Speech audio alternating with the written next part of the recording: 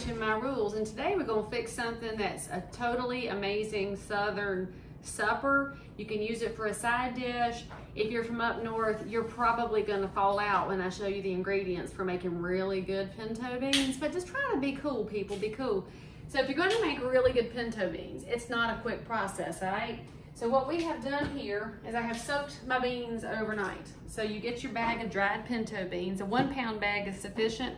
I did 2 pounds because I'm feeding a mess of people, and cover it in water and you let it sit overnight. So see all the bubbles that happen? That's normal. That's the gas coming out of your beans, frankly. So you let it sit overnight on the stove. The reason we cover it is so the cats don't get on the counter and drink the water off of the pinto beans. So we're gonna rinse those in a second. But before we rinse them, I'm gonna get the ham hocks going. So those of y'all, this is the ingredient that some of y'all might not be familiar with. If you're a vegetarian, this is probably gonna be an episode you need to turn away from. But that's what a smoked ham hock looks like. See, it's just basically part of the pig, and some of y'all that are wasteful probably don't know how you're supposed to eat these things. So we're gonna cover it with water. It's in a saucepan, and we're gonna put them on the stove. Now they're smoked, all right? So they're already cooked, so I guess you could just pick it up and gnaw on it if you want to, but that'd be weird. My granddaddy would have, but I would not do that. He also ate lots of things nobody should eat, like turnips straight out of the ground. You know, I still don't know how he did that with no teeth, but you know, hey, more power to Mr. Wood for that kind of power. We're just covering up the ham hocks with water. We're gonna set them on a medium heat, and we're gonna cover it, medium, and to cover. Let that roll for about 20 minutes, and then we'll start to check it and see if when the ham starts to come off of the bone. And if you don't want to use ham hocks because you're horrified by the idea of using basically side meat and leftover parts, you can use country ham, you can use leftover honey baked hams after the holidays, you can use any kind of meat, but frankly, making pinto beans without meat is a terrible mistake. So what we're going to do next is, by the way, you had to cook these, you had to soak the beans overnight. And now to cook it, we're gonna have to drain these things. We get some of this top water off. We'll get my colander. So this is a chance to use some of your other kitchen equipment, friends, that you don't use all the time. Get my colander out, we're gonna rinse them. This has to cook for about an hour and a half. And so this is not your last minute 5-second supper to make, but it is one of the cheapest, most filling things you can make for your family, because beans are of course a great source of protein. The ham is the great source of flavor, and I'll give y'all a couple of other additions you're going to put in there to make it really good. I'm going to make it with a pan of cornbread, which y'all have already seen that episode. Now you know how to make good Southern skillet cornbread, and that's your supper. See, so you have this big mess going on. And it feeds a bazillion people. It's also really good to take to parties, to take to the family reunion, take to the church. Everybody likes it. So you can tune back in here in a minute and I'll show y'all some more of the steps, but it's pretty easy, low key, just takes forever. Okay, so if you could smell my kitchen right now, you'd know why ham hocks are your friends, because it smells amazing. So I'm gonna take my pot, I took my stock pot here of beans that soaked overnight after I rinsed them. We're just gonna dump in all of the water that was covering the ham hocks and the ham hocks in, because that water tastes good, y'all. Don't forget that your flavoring sometimes comes out of your water. I forgot to move my flour from earlier. So anyway, we're gonna take this, put it on the stove at medium heat, and let it sit for about an hour. And you can check on it every now and then a little bit. After, I don't know, after about half an hour, I'm gonna add some kosher salt, I'm gonna add some pepper, might add a little bit of oregano.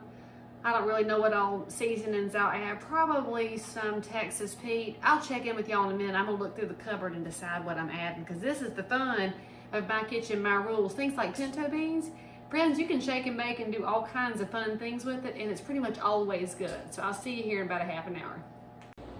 Okay, now we got a good boil going with our pinto beans. They've been on for about half an hour, and I have settled on the seasoning mix for the purposes of our video. So we'll start with some Texas Pete dust. I've shown y'all this before. You know Texas Pete is from Winston-Salem, North Carolina, and they don't pay me anything, but they totally should. And I'm just gonna put in about, well, it's kind of chunky in there. I gotta add some rice to it. Y'all know you add rice to things to keep them from clumping up. That's probably like about half a tablespoon, not too much. I'm gonna use some ground pepper, And that one we'll use about 2 tablespoons worth. And then we're gonna put in some oregano just because we can. And I'm gonna say a tablespoon. Let's just say a tablespoon of whatever you put in. How about that? And then we'll be happy, except we had 2 tablespoons of pepper, so I'm already breaking my own rule. And then I also decided to put some thyme in, because you know thyme kind of goes with oregano. And then you can sing Scarborough Fair if you are a reformed hippie or somebody who likes hippie music. So we'll put in some, I'm using thyme leaves by the way, because I like the flavor better than the regular ground thyme. And we're going to put in some kosher salt, about, I'm going to think, about 2 teaspoons worth, just because the ham hocks are fairly well, so they're going to bring in some of the sodium. When you check it, by the way, at the halfway mark, make sure that you still have enough liquid to cover the top of the beans and the ham hocks. And my moisture level's a little bit on the lower side, so I'm going to add in a little water, and then we're going to have about 30 more minutes. You're going to cook the pinto beans until they're cooked, which means not all the way mushy, because I like mine to have a little bit of tooth to them, so not a heck ton, but you need to have a little bit of something to them.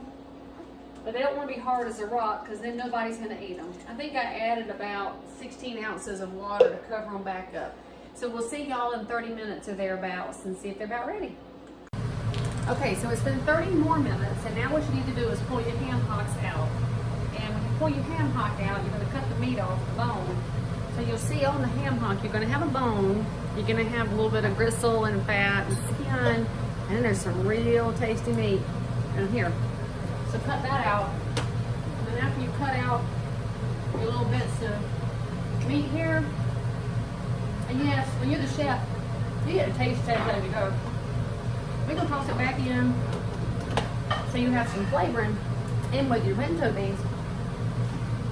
Let that go for about 10 more minutes, and that's going to be good to go. It's kind of like soup. Throw it in a bowl, eat it with some cornbread. Amazing supper. Subscribe for more. I'll see y'all next time.